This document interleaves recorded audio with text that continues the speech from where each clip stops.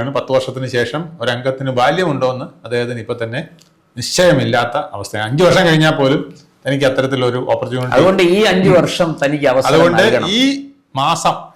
ഈ വർഷമല്ല, ഈ മാസം എന്റെ കാര്യം തീരുമാനിക്കണം.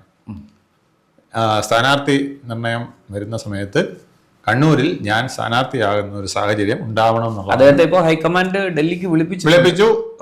പിന്നെ അനുനയിപ്പിച്ച് വിട്ടു. വഴങ്ങുമെന്ന് തോന്നുന്നില്ല. അപ്പൊ അദ്ദേഹം മത്സരിക്കാൻ നിന്നാൽ അതൊരു പ്രശ്നമാണ്.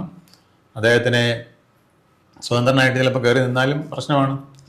അദ്ദേഹത്തിന് MP സ്ഥാനം രാജിവെക്കേണ്ട കാര്യമില്ല. അപ്പോൾ അവിടുന്ന് ജയിച്ചാൽ MLA ആവാം, ഇല്ലെങ്കിൽ അദ്ദേഹത്തിന് MP ആയിട്ട് തുടരാം, അല്ലെങ്കിൽ അദ്ദേഹത്തിനെ അയോഗ്യനാക്കിയാലും അദ്ദേഹത്തിന് ഈ ഒരു പ്രശ്നമില്ല. ഈ ടൈം കൊണ്ട് ഞാനങ്ങ് അവസാനിപ്പിച്ചേക്കാമെന്ന് അദ്ദേഹം വിചാരിച്ചെന്നിരിക്കും. അപ്പോൾ കോൺഗ്രസിനൊരു തലവേദന ഉണ്ടാക്കാൻ സുധാകരന് സാധിക്കും. അടുത്തത് അടൂർ പ്രകാശനും സാധിക്കും.